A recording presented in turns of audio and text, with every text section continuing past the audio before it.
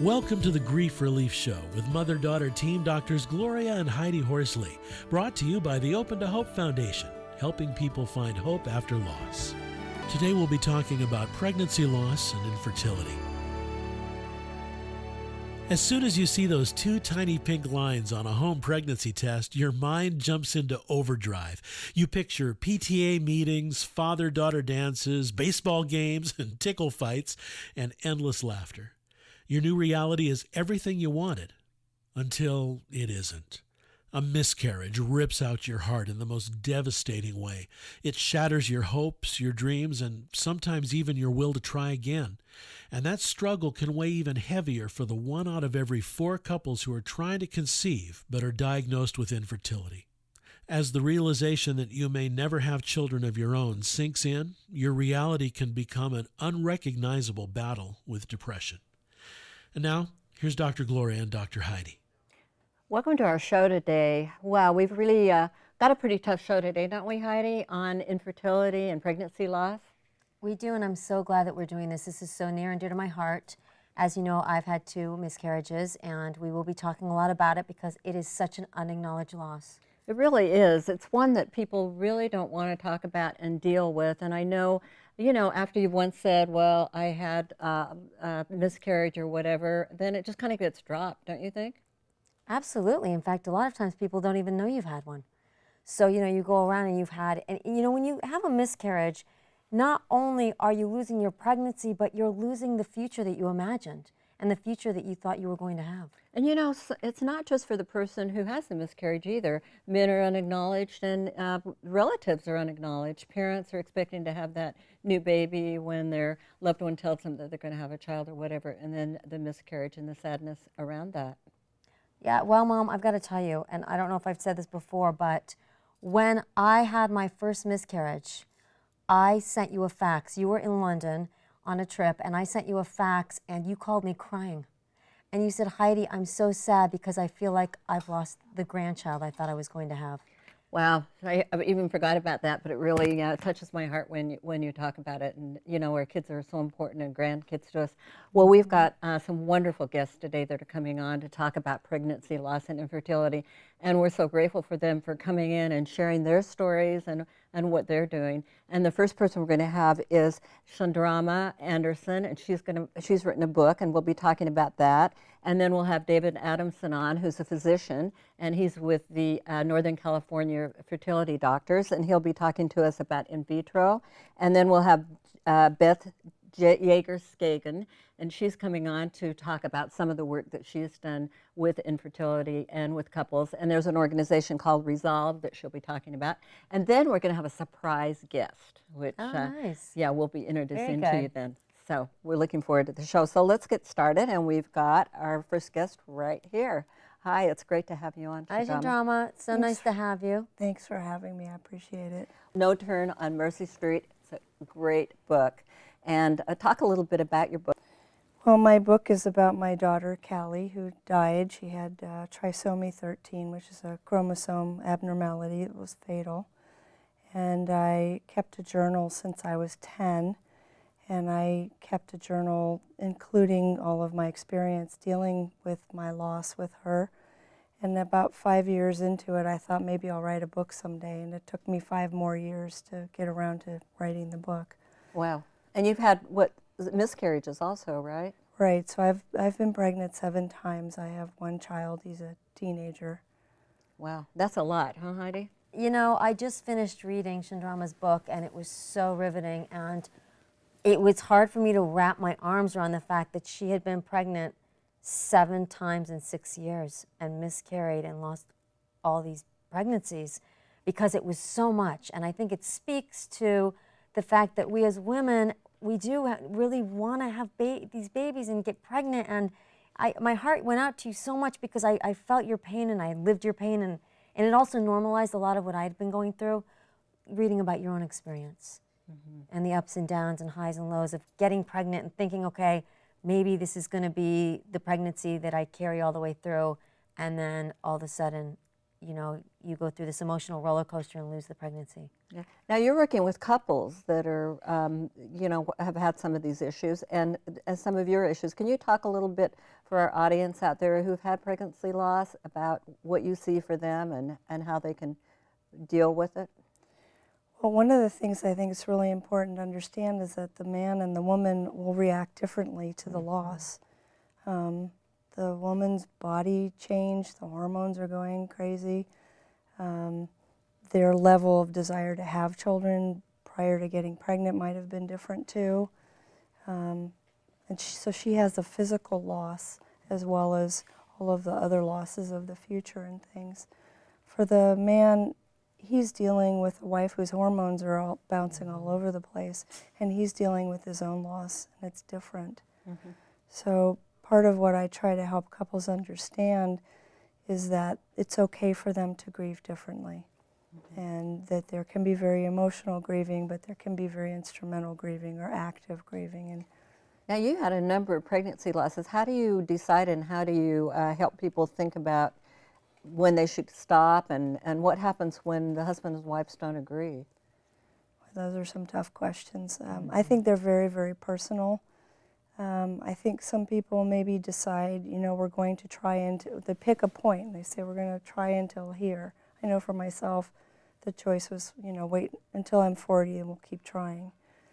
And 40 was kind of your mark too, It was. right, Heidi? Absolutely. I really wanted to wait, keep going until I was 40. And then at 40, I thought, you know what? I've been doing this many years, and I'm going to think of another alternative.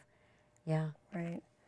I think it's pretty common for men and women, for the husband and wife, to have different desire for how long they will try. I think people just have to learn and talk about it and keep talking about it and take it day by day. I mean, if you read my book, there are days when I was like, there's no way, I'm never ever going to try this again. And then there were days of course I will. And so I know that the couples are going through that. I know one of the worst things for the husband is to see his wife cry. I was just going to say that. For me, my husband really wanted me to stop because he couldn't handle seeing me in pain physically and emotionally. Right. And he felt like he wanted to fix it, and he wanted to do something to make it better, and he knew he really couldn't. Right. Because what I wanted was a baby. Right. So I think it was really hard for him. So he'd always say, well, you sure we should keep trying? Well, you sure we should keep doing this, Because he just didn't want to see me like that. Right, and so it's really important to understand, is he wanting to stop because he's having a hard time seeing you struggle, or is he really ready to stop? So that's an important clarification. Now, do you have any special tips for couples, things that they can do to get them through this? Well, I think that it's really important to remember that you're a couple first and to still do things as a couple. Sex tends to become about procreation and stops being for pleasure and fun and for taking care of each other and just playful. So I'd recommend that people make sure that they focus on that.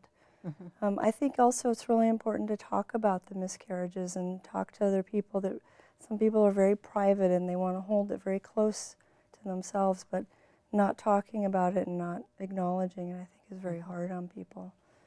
I think also just allowing each other to grieve differently is so important, and not to think, oh, he's grieving wrong or she's grieving wrong. You're just grieving. Wow. Well, listen, thank you so much for being on the show, and I highly recommend that people get your book. And if they're in the Palo Alto area, you've got your couples counseling program that is a fabulous program for them to get into. So good luck in everything that you're doing, and thanks Thank a lot you. for being on the show. Thanks for having me. Thank you. Well, Thank you. and Heidi, now we're going to have a rollout of the Fertility Doctors of Northern California that we did. I was able to suit up in a bunny suit and actually go into the clinic. But you go in and they show you the operating room. You'll see it on the video where they take the eggs and they take them into this, and you'll see the microscope where they put the sperm into the egg. Well, it is amazing how advanced we've become and how there are so many more opportunities nowadays for women to be able to get pregnant than there was maybe 10 years ago or longer. Yeah, which gives people a lot of hope, and then, they sometimes doesn't work. So let's take a look at the rollout for the fertility clinic. Okay. I'm a reproductive endocrinology and infertility specialist. I've been in practice with fertility physicians of Northern California for 17 and a half years. I do treatments for the broad spectrum of infertility-related treatments, such as Clomid, all the way up to in vitro fertilization and the most advanced technologies. In vitro fertilization entails a series of treatments where we try to stimulate the ovaries to produce many eggs so that we can collect those eggs, fertilize them in the laboratory, and then let the embryos grow before replacing them back into the uterine cavity. They either incubate the eggs and sperm together, or they'll do a procedure called ICSI, that stands for intracytoplasmic sperm injection, where they actually inject a single sperm into the egg to fertilize it. So once they do that, they place it in the incubator, and the next morning they'll check to see how many of the eggs fertilized. There's a table, special ICSI table, or a table that has the micromanipulation instruments there. So the specialized microscope and instruments that allow us to take a single sperm that we can use to inject it directly into the egg. After we fertilize the eggs, they're placed in the incubators, and they're not looked at until the day of the embryo transfer, because we want to minimize the amount of exposure to light and temperature fluctuations that can occur from opening and closing the incubator doors. So on the day of transfer, then the embryos are removed, and then we can identify which look good and which appear to be developing normally at that stage, and choose the best ones to replace back into the uterus. So after the embryo transfer, the patients will be continuing to take progesterone medication typically for the duration until the pregnancy test. We usually do a blood pregnancy test at that time, and we get the results back in a few hours, and then we let them know the results.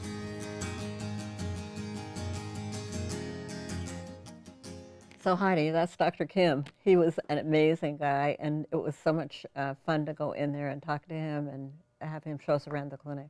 Wow. Really interesting.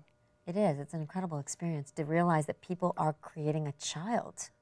It's Right. unbelievable. Yep. And so now we've got Dr. David. Hi.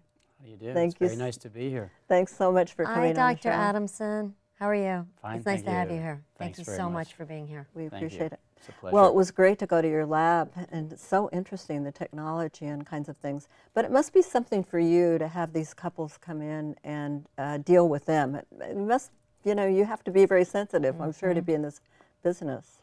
Well, you know, we really feel very fortunate because in vitro fertilization has really only been around a little over 30 years now since it Wow. very first started. There have been about 5 million babies born around the world, though, from IVF. And the wonderful thing about it is that it allows many people who could not have a baby 10, 20, 30 years ago now to have a child. And the technology has really progressed a lot in the last quarter century. Yeah, I was going to say, it sounds like it's progressed a lot in the last 10 years. Because I did this 10 years ago, and I remember they wanted to fertilize 3 eggs, and they wouldn't do less than that. And that's changed a little bit, hasn't it? Yes, it really has changed. The major advances, besides the fact that in vitro fertilization could in fact be done, which was in 1978, and the first baby in the U.S. was 1981, is that around 1991, a procedure called ICSI, or intracytoplasmic sperm injection, which allows the injection of a single sperm into a single egg and can be used to treat male factor, became much more used, and that helped about half the couples who have a male factor with infertility. And then really in the early 2000s, so just in the last 10 years, the technology in the labs improved a lot with the culture medium, and we really got to have much better survival of embryos. We also, just in the last 5 years or so, have been able to achieve much higher success rates with what's called vitrification, or freezing of embryos. And more recently, just in the last 2 or 3 years, freezing of eggs has become much, much more successful. And we're also really increasing our ability to recognize healthy embryos from other embryos that are not going to be able to make a baby. So you're absolutely right. The technology has improved a great deal in the past, and there are new and exciting developments on the future as well. Yeah. Well, let me ask you this. It seems that there is a promise, though, to women out there, Heidi and I have talked about this, that they can wait later and later to have children. Is that a concern for you, that society is telling them to wait? Well, in Hollywood also. I mean, you see these celebrities that are 46 years old, and it's like, so-and-so just had a baby at 46, and you're like, wow, okay. I guess this is something that can happen for anybody. Well, you're right, and it is a very, very big issue. And of course, as a reproductive endocrinologist, I'm really supportive of women's rights and supportive of better education and the economic development we've seen in the last 4 or 5 decades. It's very important and very critical. But I think what's really essential is for men and women both, when they find their partner, that they want to talk about planning a family, not just contraception. And at some point in time, it's important to move having a family towards the top of the priority list. And if couples do that, they'll have their children without necessarily having to go to the technology. The technology can be very helpful, but you're completely right. It does not solve all problems. And once there aren't very many eggs, a woman gets into her 40s, the chances go down dramatically.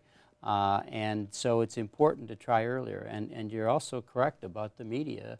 In some ways, you see the Hollywood stories, but almost all of those women have used donor eggs from very, very young women. And it's very unusual for a woman who's 45 or older to have a baby. And really, certainly by the age of 40, it's getting a lot more difficult than it was at even 35 or 30. Wow, I think that's such good information, don't you, Heidi? Because do. I think that also helps women who are not successful at it not feel so like, wow, why couldn't I do it? You know, when all those people are, when they have to realize that their odds, if you want to look at it as odds, you know, do decrease. And So- why is my body letting me down? Yeah, exactly. Why is my body letting And me I down? did hear a really exciting story just in the last week where people had frozen 7 eggs or something, and then they had their couple kids, and so that they donated the other eggs, and then someone had children, and they actually know these children now. I mean, it was this great story about how you can do that. So Yes, well, embryo donation, which has been more commonly done in the past, can be very successful. And certainly there are a lot of frozen embryos from couples who've had babies and they have their family and they have extra embryos. And we think it's a wonderful thing when they donate those embryos. Right. And so that is definitely a new technology that's helping people. Well, we want to have Beth Jager-Skagen come in right now because come on in, Beth, and join us. Hi, Beth. Hi. We're happy to have you on the show today. hey, Beth. Hi, how are Welcome. you? Thank you. I'm going to have a seat on the chair by Dr. Adamson. Sure. And we were excited about getting Beth on the show. And the reason we were is because Beth has been through the in vitro process 3 times unsuccessfully, right? I don't know if you call it unsuccessfully, and then later was successful. So And had twins. Yeah, and had twins. So we felt like that she had a good story for people out there who are having problems. And talk a little bit about your experience with it, Beth. Well, I'm a therapist who specializes in all aspects of infertility. And when I was going through infertility, I was a therapist 10 years ago. And I decided when I got to the other side of it that I was going to specialize in it because I felt so alone in the process. I felt like it was a really silent grief that was out there. And I really find that I run a lot of support groups and I do individual therapy and couples therapy, and I find that people feel so isolated with this invisible loss that goes on. Yeah. And how about the experience of in vitro? I mean, really taking it out of your body and putting it in a lab and putting it back in. And Yeah, I mean, it's a really good question. And while it's super exciting that we've had all these advances, people's first choice is not to go to a clinic to procreate. They envision being able to procreate naturally. And it's painful to have to let go of that dream. And usually by the time people get to in vitro, they've had months after months, maybe years of trying. And if you look at that, that's the hope of getting pregnant every month and the loss of not getting pregnant. And those losses compound over time. So by the time they get to in vitro, it's they're kind of oftentimes coming in crawling, really feeling desperate and scared that it might not happen for them. wow. I know that your clinic has yoga and all sorts of things going on for them, right? They That's have a wonderful. whole program. Formal mind-body program. Yeah, a That's mind-body great. program, which Yes. I love it. yeah, which is important. Now, you had some ideas, Beth, for people who are going through it. Some of the things that they can do for themselves. Right. Well, for one thing, I want to say if you're going through infertility, you are grieving. So acknowledge that there is grief going on and don't try to fight it because it's going to be there. I think sometimes for people seeking support systems through Resolve, which is the National Infertility Organization, getting professional help, possibly with a therapist that specializes in infertility. But sometimes people like to journal about their experience. I've had a lot of people plant a memorial garden for pregnancies that they hoped would happen but didn't. I think joining support groups is oftentimes useful. I like that. I want to say something about the support groups because one thing about having miscarriages is there's a lot of people that will say things like, well, at least you could get pregnant. At least you have another child. At least you're still young. At least, et cetera, et cetera, et cetera. They minimize what's going on. So I love the idea of getting together with other people. And you bring up such a good point where people want to like put a Band-Aid on it and it's going to work out. And I believe that if someone wants to have a child, they will. But it doesn't take away from the pain of right now, of the losses of right now. So yes, at least you can get pregnant, but you're grieving the loss of this pregnancy, of this baby you wanted to have. Yep. And that's really important. And I think it's I've had people walk into my groups and say, oh my God, I'm not crazy. And people feel like they're living this dual life. They're going to work, they're on the subway, they're on the BART, and they're torn up inside. And it's such a safe place to go and feel like, oh, I'm not alone. Yep, I love that. And I wanted to ask Dr. Adamson, how about the men? You know, we're hearing about the women. What do you find with the men? Well, I think the men really do suffer, and I think certainly women, just biologically, it's usually more because they've had the physical loss as well. But what I hear from the men is that they are really suffering not only for themselves but for their wives because they know it's hurting their wives so much, and they try to be helpful, but the reality of it is whatever they try, it's not enough because there isn't anything that's enough. So they feel very frustrated and inadequate that they can't help the person they love so much to get over this. So that begins to play on them as well, that they feel that they're a failure, that they can't be more help. So it's very frustrating in different ways, I think, for the woman and the man when they go through this. But they do go through it together. Right. And if you think it's isolating for women, for men, that it's never talked about. It's really not Good talked point. about. Yeah. Well, let's take some questions from our studio audience here. We've got a great studio audience. How do you want to go out and Sure. see if we have some questions? Okay.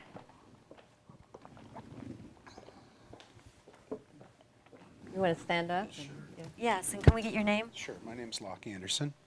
Dr. Adamson, how do you handle a situation where the couple doesn't necessarily agree on keeping on trying or how long to keep on trying? I think that's a really good question, and it's a very common problem, actually. And I think the first thing, actually, maybe is to have a bit of a mediator in terms of the physician and a counselor. And certainly, if there's any significant difference, immediately I recommend that both the man and the woman, either individually and/or together, see a counselor who can talk with them. And the first thing I try to do is outline realistically what their chances are, you know, with the different choices that they have. So what are the realistic, real probabilities or chances of pregnancy, and what are their options, such as adoption or use of an egg donor if that works. And then once they have the facts, to ask them to think about that, and then to go into their feelings about what they really want, and then to communicate with each other so that they can come to a resolution together. But I think it's a process. It can take some time, but it's absolutely critical that they work through this together. And I think usually with some kind of professional assistance, someone who can be objective and see all the different viewpoints. And it's very important to do it, though, because it can destroy relationships if it's not done properly, not dealt with properly. Thank you. Okay, anybody else? Yes. Hi, Hi, my name is Rebecca Barra. My question is, how do you approach talking to people who've had miscarriages about their miscarriages? Is it appropriate to ask them about it and acknowledge it? And as someone who's never had a miscarriage, I would be uncomfortable to talk to people about it. Is it appropriate? I'm a believer in always asking how people are doing, and not sweeping things under the carpet, because if people, I think the common misconception is I don't want to upset them. Believe me, if they've just gone through a miscarriage, they're thinking about it all the time, and I care is really important. And you can also say, is it okay that I asked? Is it okay if I ask again? You know, is that helpful? And let the person who is going through the loss pave the way, but ask them how to pave that path. Yeah, I like that. And it was interesting because when I had my miscarriages, I didn't realize how many women that I knew that had had miscarriages because they'd never told me. And when I had mine, they told me, and I went, wow, I'm not alone. This happens a lot more than I thought it did. You know, and I'm thinking, what about the guys? I mean, nobody says, well, I just heard your wife had a miscarriage, and I'm really, really sorry about that, that you've had a miscarriage. I've been so fascinated nowadays with the fact that it's our pregnancy. Yes. In my day and age, it was your pregnancy. I think that's true. That's changed. So I guess one thing I'd like to think about from this whole thing is not only acknowledge the women, but the men too. And thank you too for so much for being on the show today.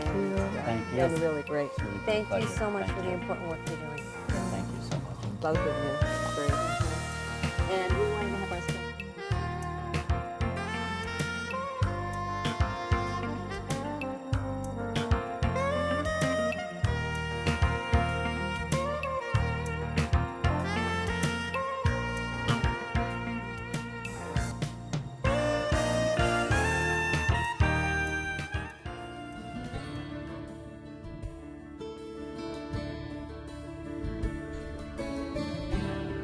This has been the Grief Relief Show, hosted by mother-daughter team Doctors Gloria and Heidi Horsley.